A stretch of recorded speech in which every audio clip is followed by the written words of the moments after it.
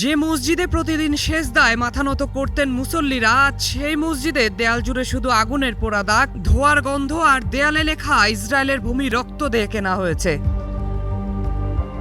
অধিকৃত পশ্চিম তীরের কুসরা গ্রামে ইসরায়েলি বসতি স্থাপনকারীদের হামলায় একটি নতুন নির্মিত মসজিদে আগুন দেয়া হয়েছে। বার্তা সংস্থা রয়টার্স জানিয়েছে, হামলাকারীরা মসজিদের দেয়ালে হিব্রু ভাষায় বিভিন্ন উস্কানিমূলক স্লোগানও লিখে রেখে যায়। সেখানে লেখা ছিল প্রতিশোধের কথা এবং ইসরায়েলের ভূমি রক্ত দিয়ে কেনা হয়েছে এমন একটি বার্তা।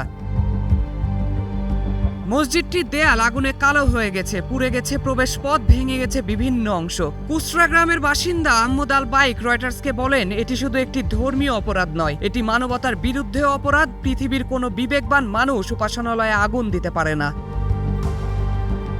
আর এক বাসিন্দা জানান, গভীর রাতে তিনি জানালার বাইরে লাল আগুনের আলো দেখতে পান। বাইরে বেরিয়ে দেখেন মসজিদে আগুন জ্বলছে এবং হামলাকারীরা দেওয়ালে স্লোগান লিখে পালিয়ে যাচ্ছে। রয়টার্সের তথ্য অনুযায়ী এ হামলার পর পশ্চিম তীরের বিভিন্ন এলাকায় নিরাপত্তা আরও কঠোর করেছে ইসরায়েল। হেব্রন সহ একাধিক শহরের প্রধান সড়ক লোহার গেট দিয়ে বন্ধ করে দেওয়া হয়েছে, ফলে বহু ফিলিস্তিনিকে গাড়ি ছেড়ে হেঁটে চলাচল করতে হচ্ছে।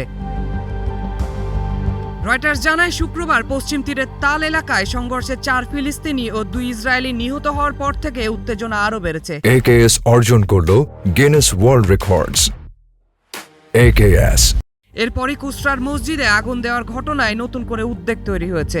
একদিকে মসজিদে আগুন, অন্যদিকে শহরের পর শহর বন্ধ করে দেওয়া। পশ্চিম তীরে সাধারণ ফিলিস্তিনিদের জীবন যেন প্রতিদিনই আরো কঠিন হয়ে উঠছে। জুবাইর ইনাম, নিউজ 24।